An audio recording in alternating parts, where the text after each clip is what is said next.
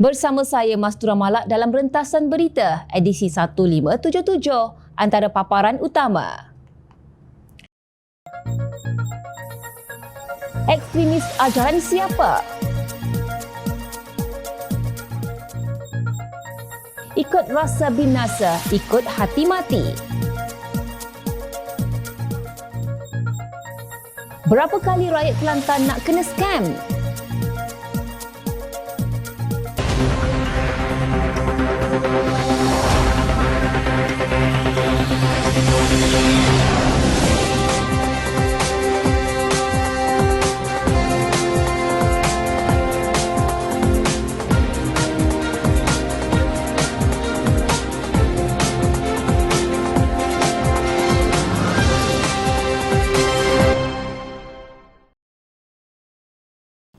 Assalamualaikum dan salam sejahtera.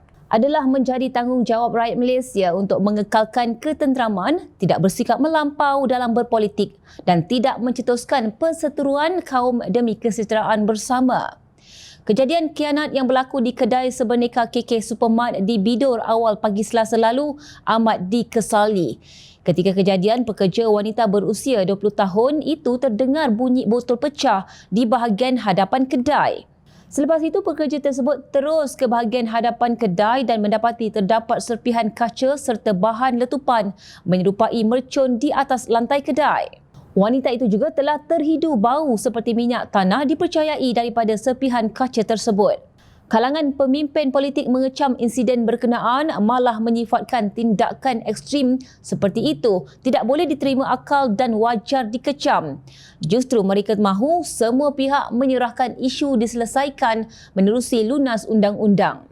Bagi Ketua Pemuda UMNO Dr. Muhammad Akmal Saleh, beliau menyerahkan kepada pihak polis untuk menyiasat seterusnya mengenakan tindakan keras kepada pihak terbabit.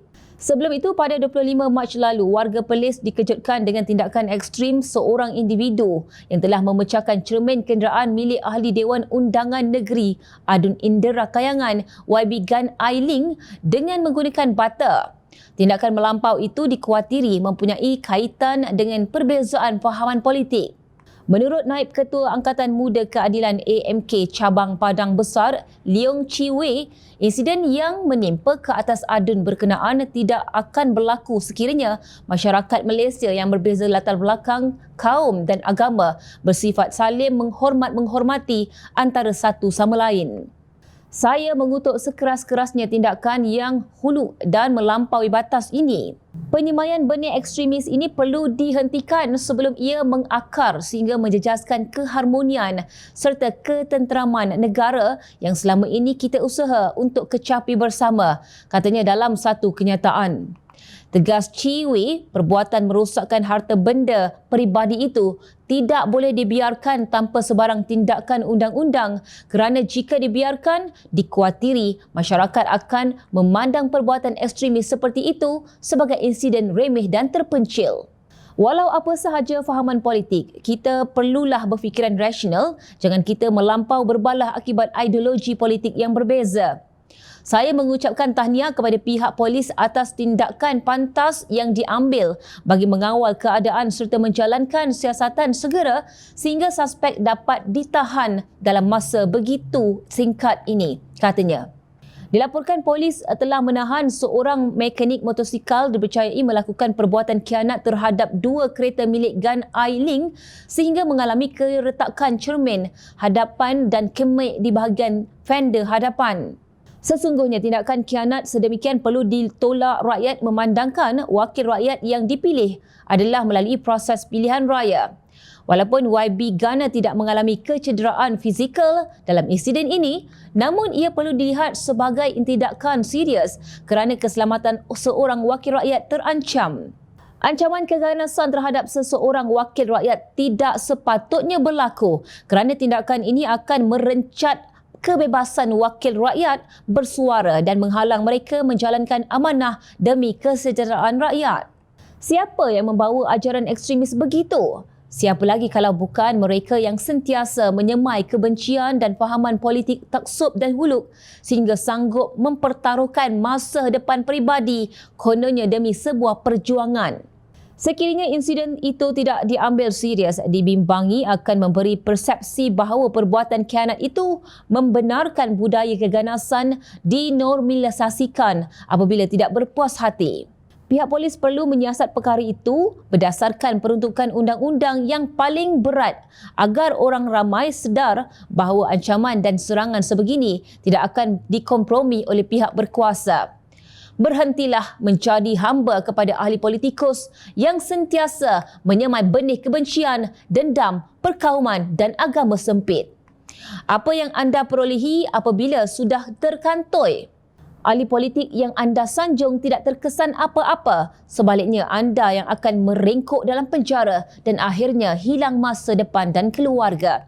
Sementara ahli politik yang diperjuangkan tidak pernah ambil peduli nasib anda, esoknya dia kembali rakus menggila dirasuk kuasa. Berhentilah membawa pemikiran Khawarij. Ajaklah rakyat ke arah perpaduan, bukan perpecahan. Inilah peluang untuk mendapat pemahaman yang lebih baik antara satu sama lain dalam masyarakat kita yang majmuk agar perkara sebegini tidak berulang lagi. Demikian titah yang di-Pertuan Agong Sultan Ibrahim Sultan Iskandar ketika menegaskan semua pihak perlu berhenti daripada mengambil kesempatan berhubung kontroversi token bertulisan kalimah Allah. Sebaliknya, baginda mahu semua pihak, terutamanya pemimpin masyarakat, bertindak dengan lebih matang. Saya telah menitahkan untuk tindakan diambil mengikut lunas undang-undang, maka tidak perlu lagi untuk mana-mana pihak terus mengapi-apikan kemarahan secara berterusan. Tindakan diambil bukanlah untuk menghukum semata-mata, tetapi sebagai pengajaran dan peringatan kepada semua untuk menjaga sensitiviti rakyat Malaysia. Titah Seri Paduka semalam. Kenyataan Sultan Ibrahim juga dihantar ke Facebook yang mengingatkan semua pihak supaya mengambil iktibar daripada kejadian itu dan berusaha mengeratkan perpaduan. Kemarahan yang berlarutan tidak akan menguntungkan sesiapa pun. Semua pihak, terutama pemimpin masyarakat, perlu bertindak matang. Titah Seri Paduka lagi.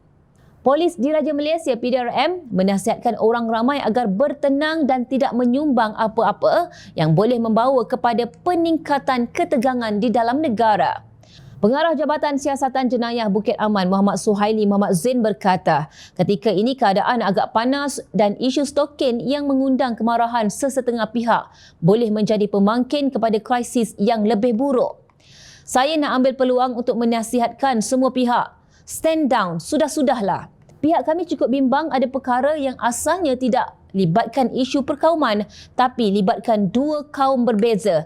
Ia boleh dijadikan pemangkin kepada isu ini. Kami tak nak lihat seperti insiden Kampung Medan berulang. Ia hanya memburukkan imej negara, katanya pada sidang media di Bukit Aman semalam. Muhammad Suhaili berkata pada masa sama, demi menjaga keamanan negara, PDRM akan bertindak tegas atas apa juga isu berkaitan perkauman tanpa mengira ia melibatkan pihak kerajaan ataupun bukan. Mengulas lanjut, beliau berkata, PDRM sentiasa meningkatkan pemantauan bagi memastikan tiada pihak yang cuba memburukkan lagi keadaan. Biarkan sistem keadilan kita berfungsi, biar ia melalui proses perundangan, itu tanda kematangan rakyat kita, katanya di Petik Malaysia kini. Sesungguhnya Malaysia mempunyai masyarakat berbilang kaum, agama dan budaya yang pada asasnya hidup secara aman dan damai. Kepelbagaian ini satu keunikan yang sepatutnya diraih dan menjadi kebanggaan kita sebagai rakyat di negara berdaulat. Keharmonian dalam kemajmukan ini menjadikan Malaysia negara yang sering dicontohi masyarakat antarabangsa. Namun sebagai negara dengan rakyat berbilang kaum, agama dan budaya, masyarakat kita kadangkala berdepan isu sensitif yang boleh menggugat ketenteraman dan keharmonian. Isu ini selalunya menyentuh soal perbezaan kefahaman mengenai agama, budaya dan kaum masing-masing. Justru perbezaan dan kepelbagaian ini perlu ditangani dan diuruskan sebaik mungkin untuk mengelakkan tercetusnya sebarang perkara yang tidak diingini. Jom Channel memohon agar rakyat Malaysia untuk kekal tenang dan menahan diri daripada terbabit dalam sebarang bentuk keganasan yang bakal merugikan. Kita serahkan kepada pihak berkuasa dan mereka yang pakar untuk menjalankan siasatan lanjut dalam apa jua isu berdasarkan lunas undang-undang. Ayuh kita berdiri sama tinggi, duduk sama rendah. Hati gajah sama dilapar, hati kuman sama dicecah. Masihkah anda ingat pada Ogos 2014, Esko Kelantan Abdul Fattah Mahmud, Esko dan ADUN berpenggal-penggal telah mengumumkan bahawa Kerajaan Kelantan melalui Majlis Perbandaran Kota Baharu MPKB akan membina sebuah masjid bernilai 5.5 juta ringgit berhampiran terminal bas sementara tetap Lembah Sireh. Namun 9 tahun kemudian bukan saja masjid, tunggulnya juga tidak kelihatan. Beratus ribu, malah mungkin berjuta rakyat yang menggunakan terminal bas sementara tetap sepanjang 9 tahun itu tidak pernah sedar mereka telah di-scam oleh Esko Kerajaan Negeri Kelantan. Menurut seorang penganalisis situasi politik semasa membabitkan negeri Kelantan, Saudara Muhammad Zakri, rakyat di negeri itu dengan penuh sabar dan reda terus berhempit menggunakan surau kecil yang disediakan bersama terminal bas sementara tetap itu atas ihsan Tauke Lembah Sireh. Baru-baru ini pula, untuk meredakan persoalan terminal bas sementara atau sementara tetap ini, maka Kerajaan Negeri Kelantan umumkan akan membina sebuah terminal bas yang amat besar dikenali sebagai Terminal Bas KB Sentral Tengah. Untuk meyakinkan rakyat, maka usaha sama itu dibuat dengan syarikat Widap Group. Acara Gilang Gemilang diadakan bersama ilustrasi video 3D, model dan lukisan bangunan yang akan dibina kelak, mengulangi pelancaran projek Cik City Village bersama Sara Timur di Tunjung yang berkesudahannya tanah itu dilelong oleh bank. Sama juga pelancaran bersama gambaran konsep 3D Lebuhraya Rakyat tak kurang gahnya yang berakhir kerajaan negeri menanggung hutang sebanyak 54 juta ringgit. Katanya seperti dilaporkan Cosmo Online pada 9 Ogos 2023. Mungkin nasib yang sama juga akan dialami dengan KB Sentral yang masih belum memulakan pembinaan hingga sekarang. Mana tidaknya, Widap Group merupakan public listed company, maka setiap aktiviti melibatkan perniagaan yang jelas sudah pasti bakal ada announcement di Bursa Malaysia. Tetapi setelah dicari di portal bursa announcement BSKL di bawah Widap Group, tiada satu pun pengumuman mengenai perjanjian atau MOU KB Sentral dengan Kerajaan Kelantan. Penulis adalah anak jati Kelantan itu bertanya, kenapa Kerajaan Negeri Kelantan tidak terus sahaja bina terus terminal ini tanpa mana-mana kerjasama swasta? Apalah salahnya keluarkan wang negeri sebanyak 10 juta ringgit atau 20 juta ringgit untuk kesenangan perantau yang ramai menyokong kamu. Wang ihsan dari Kerajaan Persekutuan masih lagi berbaki sebanyak 400 juta ringgit pada 2021, tapi untuk projek khas 30 juta ringgit boleh pula belanjakan dalam tempoh setahun. Selamat pulang perantau, pastikan bas free untuk mengundi nanti tidak turunkan anda semula ke Lembah Sireh, katanya sinis. Terkini, projek terminal stesen bas bersepadu Kota Baru KB Sentral yang bernilai 64 juta ringgit yang dijanjikan akan disiapkan pada penghujung 2025 kini dimaklumkan akan disiapkan menjelang 2027. Pada Julai 2022, kerajaan berjanji pembinaan KB Sentral bagi menggantikan terminal bas sementara di Lembah Sireh yang sudah beroperasi selama lebih 12 tahun akan disiapkan pada penghujung 2025. Pada Mac tahun ini pula, kerajaan memaklumkan ia akan disiapkan pada penghujung 2026. Namun, yang terbaru, Esko Kelantan memberitahu bahawa ia bakal disiapkan menjelang 2027.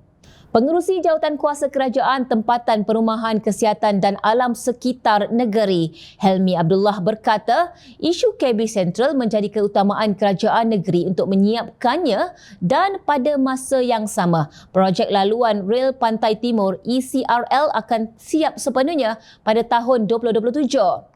Katanya kerajaan negeri telah menandatangani perjanjian dengan satu syarikat untuk menyiapkan KB Sentral. Cuma ada berlaku pindaan komponen pembangunan sebagaimana yang dirancang dan berlaku perubahan antara faktor utama ECRL tidak membenarkan KB Sentral tap masuk disambung ke stesen ECRL. Kalau kita nak laksanakan KB Sentral, penumpang ECRL kena turun dulu dan perlu ambil jalan baru nak naik ke KB Sentral. Sedangkan asal kita ialah satu konsep integrated iaitu bersepadu antara KB Central, terminal bas ECRL yang ada hub e-hailing dan kereta sewa seperti KL Central. Katanya ketika soal jawab di Majlis Iftar Mahabbah Urus Setiap Penerangan Kerajaan Negeri Kelantan UPKN dan media bersama kepimpinan di sini malam tadi. Suasana persekitaran di terminal bas sementara dilihat tidak selesa dan kekurangan pelbagai kemudahan menyebabkan lokasi itu dianggap antara lokasi pengangkutan awam yang ketinggalan zaman. Terminal sementara Kota Baru rancak beroperasi dengan menerima ramai pengunjung dari dalam dan luar Kelantan. Namun keadaan fasiliti terbabit dilihat seolah-olah tiada sebarang kemajuan. Malah stesen bas itu masih terbuka tanpa dilengkapi pendingin hawa selain tiada kemudahan seperti mesin pengeluaran wang automatik ATM atau tempat menunggu yang sesuai untuk menampung pengunjung. Sementara itu, Hilmi berkata pihaknya terpaksa mengkaji balik proses pembangunan KB Central dan berlaku perubahan dalam komponen nilai pembangunan serta jadual kerja tidak sama seperti jadual asal. Kita dalam proses untuk memuktamadkan perjanjian akhir antara pemaju dan sekiranya tiada apa-apa kita akan teruskan. Peringkat negeri kita dah bayar tanah iaitu pengambilan dan sekiranya pemaju yang kita lantik dahulu tidak dapat meneruskan konsep asal, kemungkinan kita iaitu kerajaan negeri akan buat sendiri tanpa komponen pembangunan seperti dirancang sebelum ini iaitu ada pasar raya dan sebagainya, katanya. Kali ini, diharapkan rakyat negeri Kelantan tidak lagi di-scam oleh esko mereka yang cerdik pandai berbicara dan menabur janji, apalagi ketika kempen pilihan raya. Kerajaan negeri Kelantan seakan tidak pernah merasa kesal dengan pembohongan yang dibuat atau hanya dengan cara ini, mereka boleh membuai rakyat yang sentiasa sanggup di-scam kerana sudah ada alasan yang menanti iaitu kerajaan pusat jahat dan zalim. Meletakkan kesalahan dan kesilapan kepada kerajaan persekutuan sudah lama menjadi candu yang menghayalkan rakyat Kelantan untuk terus mempercayai janji palsu pimpinan ulama. Hendak belajar serik atau tidak terpulang kepada mereka. Yang pasti lebih 33 tahun ke mana janji untuk air bersih di negeri Serambi Mekah itu? Jawapan ada di hujung jari anda. Ingat para pimpinan, rakyat sentiasa memerhati. Baiklah, Jom Channel ingin mengucapkan jutaan terima kasih kepada para penyokong Jom Channel dan kepada yang berminat untuk memberikan sumbangan yang membolehkan kami meneruskan perjuangan menyampaikan berita yang benar. Sumbangan boleh dibuat melalui akaun bank yang tertera. Suara rakyat kami sampaikan demi negara tercinta. Teruskan bersama kami di Jom Channel untuk mendapatkan berita politik tanah air. Saya Mas Romala, Assalamualaikum dan jumpa lagi.